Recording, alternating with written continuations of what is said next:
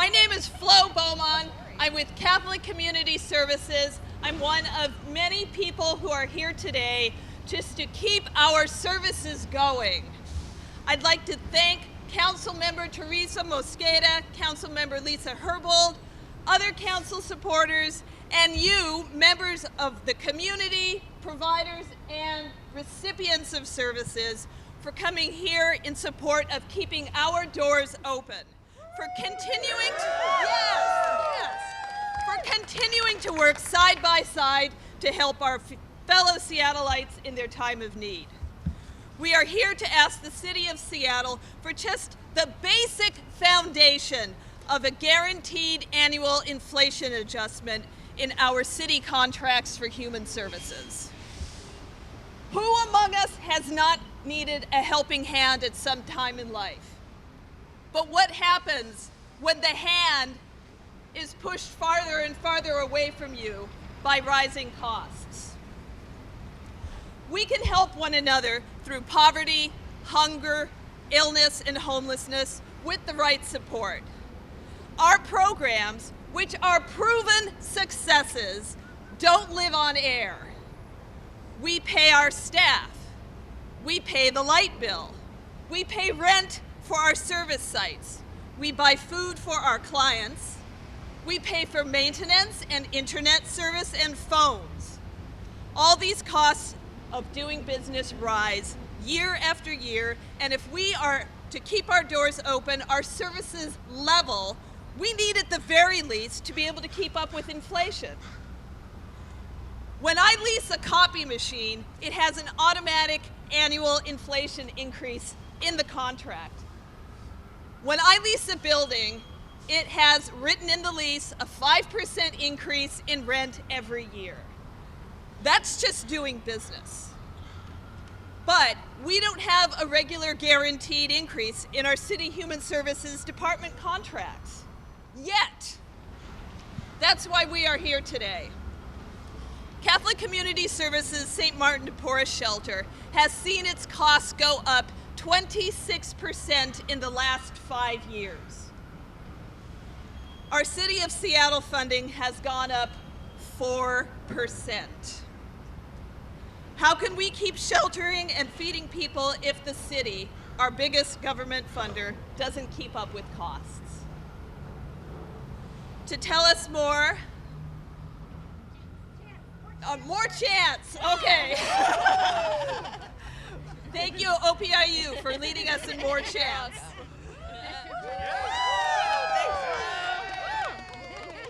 Which one are we doing? Let's start with number 5. Perfect.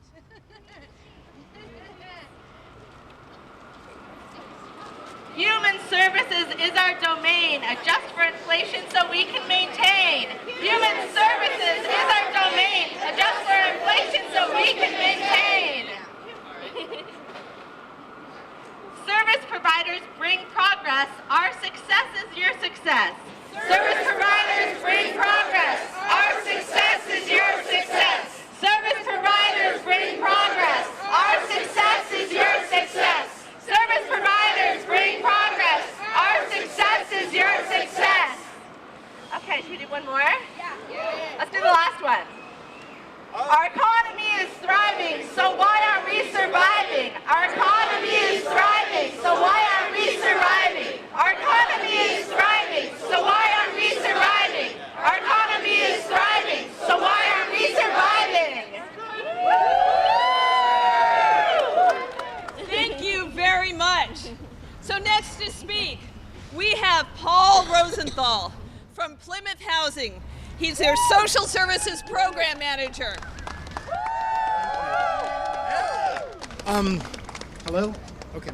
So first I just want to say thank you to the OPIU and to the MLK Labor Council Skitch and everyone else for having us here. Like I said, I'm Paul Rosenthal. I'm a program manager with Plymouth Housing Group. Thank you. Yeah. I help to manage groups of case managers across 2 different buildings in our portfolio. So Saturday, I bumped into one of our tenants at a pharmacy, and he told me that he has a new case manager yet again, and he said, I'm sure that she's good, but I don't know her and I don't trust her. I've had so many case managers. And then yesterday at another one of our buildings, a young woman there said to me, we've been through so many case managers here, I don't know who to talk to. And I think that those two moments speak directly to staff turnover. I'm not going to tell you anything that you don't know. I'm just a reminder that high turnover cripples an agency's ability to fulfill its mission. Our mission is to get people off the street and into permanent supportive housing, and after that we connect them to the resources they need, but that's difficult without being consistently staffed. Vulnerable people need consistency in their lives, and we can help with that, but only if we can afford to keep people around. High staff turnover means that our clients, our tenants, some of the most vulnerable people in all of Seattle have to rebuild those relationships again and again, and that's exhausting. People give up. More money can mean more staff so we can avoid burnout and overwork. We need more money to keep people, to keep consistent connections between staff and tenants, staff and clients, and to provide more basic in-house resources. Every new case manager means that we have to rebuild client trust, and that takes time. And if we pay more, then professionals will stay longer. Vulnerable people can maintain nurturing and consistent relationships. Can you imagine what it would be like if every time you learned to trust someone, they had to leave? Some of you here know exactly what that feels like. And if you compound it with chronic illness, mental health issues, and living on less than $200 a month, we can do something about this, and we can foster those consistent relationships, and it's just going to cost a lot more money. Thank you. Thank you very much, Paul, for telling us why it's so important that we have just this base funding to keep our programs open to help people. Couple more chants? Yeah. All right. Number one again. Okay, from the top.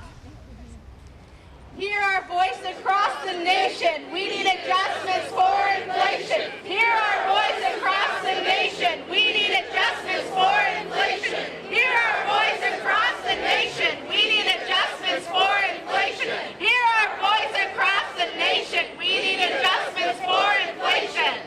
Thank you very much. Thank you very much. Next to speak, we have Garrow from MLK Labor. Thank you very much, Katie. Okay, got it. Thank you. Good morning, brothers, sisters, and siblings. How are you? Hey, listen, my name is Katie Garrow. I'm the Deputy Executive Director at MLK Labor. We represent 100,000 workers here across King County and 150 different affiliate unions and worker organizations. I want to say first and foremost that the labor community stands shoulder to shoulder with all of you in your demand for an inflationary increase to all human services contracts.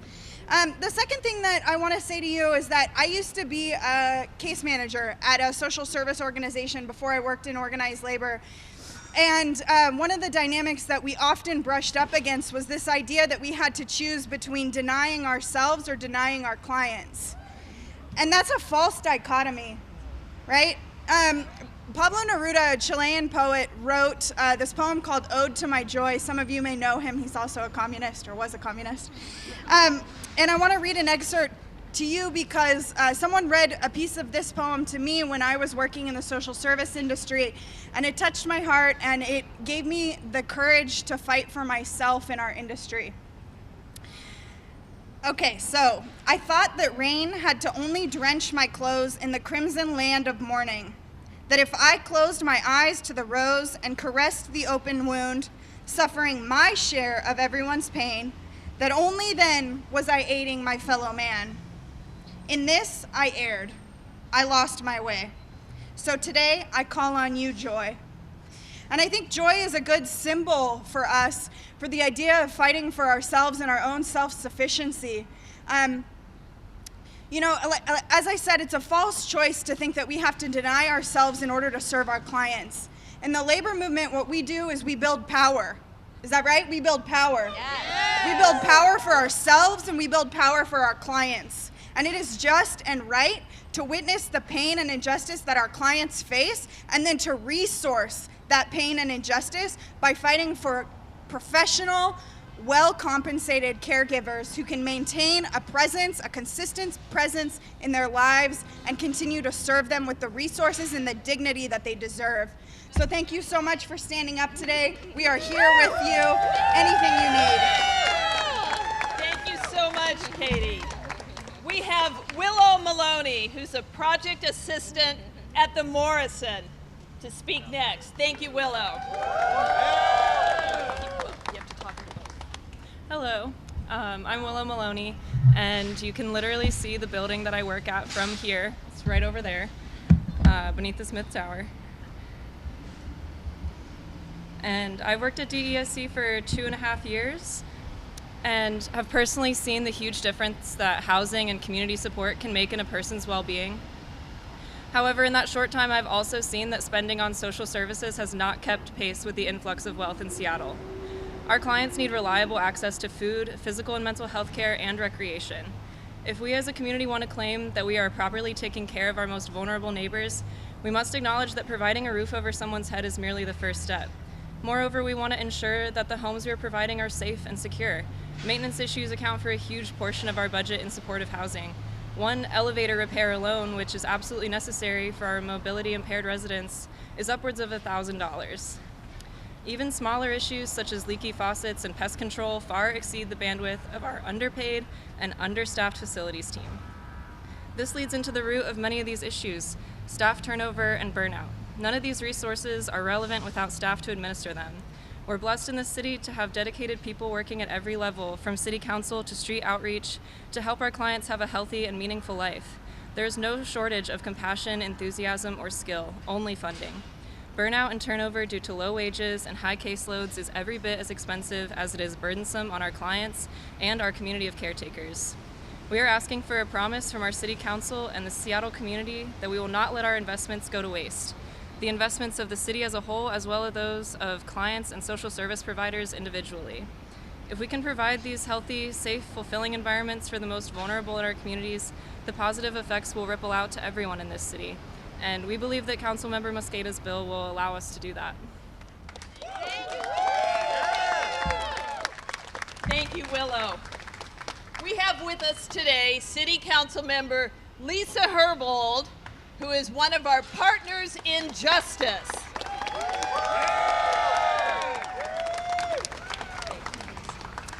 Thank you, beautiful people. It's wonderful to see all of your faces on this beautiful, sunny afternoon, morning. I'm getting ahead of myself. So I'm glad that everybody's here today. I'm so honored to have an opportunity to support the work of my colleague and friend, Councilmember Mosqueda, on this important policy work. I'm honored to have the opportunity to use this piece of legislation to elevate your voices and the importance of the work that you do for our city and the people living in our city. The most important investment that we can make in Seattle is investment in our people. Our social service workers in this city make up the fabric of our social safety net to ensure that everyone in Seattle can have access to opportunity. They're the workers that make up our programs aimed at youth development, senior services, domestic violence response, and interventions for people who fall into homelessness. This is a workforce that's primarily made up of people of color and of women, and they provide culturally competent expertise and build relationships that help our institutions be effective. These are the people who do the work that's necessary, and only they can deliver these services in a way that's effective and produces the kinds of outcomes that the city and the public expects from us.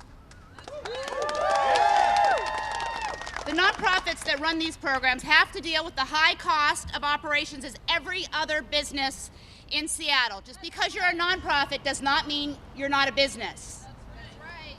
When our city contracts don't keep pace, wages then also don't keep up with cost of living. And then what suffers? The retention of highly qualified staff. And then from there, what suffers is the services to the people that are so important for us to help, to make our city stronger. Yeah. We've gone over this year after year, budget cycle after budget cycle. Just in the last budget cycle, we worked to make sure that a 2% inflationary adjustment for contracts was included. After the fact, But even with that one-time increase, there'll still be a shortfall for 2020. This is common sense solution. We're going to build in the CPI increase so that we don't have to do this every budget cycle. The budget cycle, you should not have to be fighting for your wages during the budget cycle when instead we need to be working together to deliver funding for more services, more housing, more shelter for our public. Common sense policy can support the workers and make sure that they do best in serving the folks who are struggling in our city. So thank you so much for participating. Thank you for giving me an opportunity to work with you. Thank you so much, Councilmember Herbold. Okay, one more chance. Okay. Let's do number 2. What do we do? We help people thrive. What do we need? Funds to survive. What do we do? We help people thrive. What do we need? Funds to survive. Okay, thank you. Thank you. Thank you. And now for our last speaker, we have the council member who has been leading us in this struggle to keep our doors open and to keep providing the services that we all know we need. I would like to welcome to the podium and thank Councilmember Teresa Mosqueda.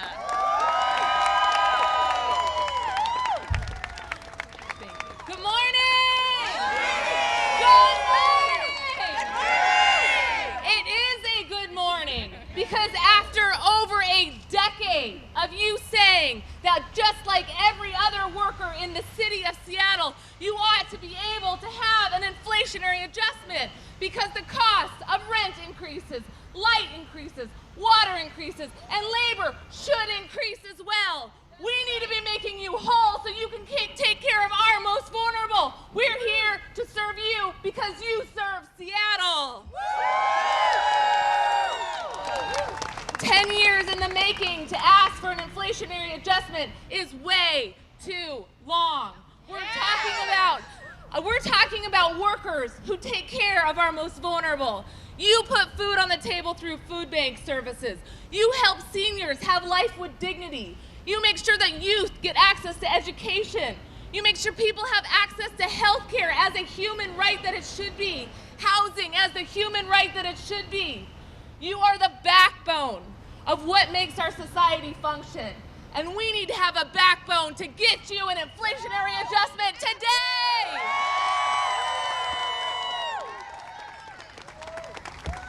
You know, we can't be shy of the fact that in this capitalist society, we often outsource services to try to undercut the actual costs. We are not in the practice of saying that outsourcing is an effective way to do work. What we are doing here today is recognizing that we contract intentionally. The city intentionally contracts with all of your organizations because you are the best equipped, the most skilled, have the best relationships. You have built the trust with community, and that is why you deserve an inflationary adjustment to make sure that everyone in your organization can have an increase when the cost of living goes up. So you can take care of our seniors and our kiddos. So you can help people get housed and get food. You are the most equipped, and we ought to make sure that you at least get an inflationary adjustment. Yeah. So let's applaud what you've already accomplished. And I want to thank Councilmember O'Brien for helping to put this issue year after year on the forefront. Last year, because of your dedication and your decades of service, we were able to get a 2% inflationary adjustment for all contracts. And we applaud that and we congratulate you. But that's not enough. That's just not enough.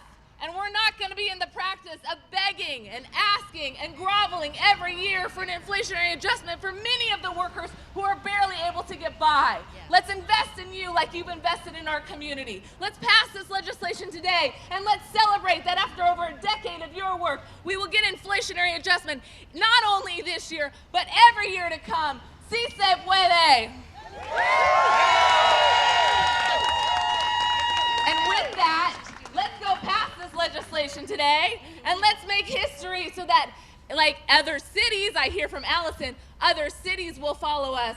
We will follow suit. We're leading the way in here in Seattle, just like we've done on every other labor standard. Today, we make history because of your work. Today, our community is going to be healthier because of your work. Today, our organizations are going to be more stable because of your advocacy. Gracias por todo. Thank you for everything you do. Let's go win this.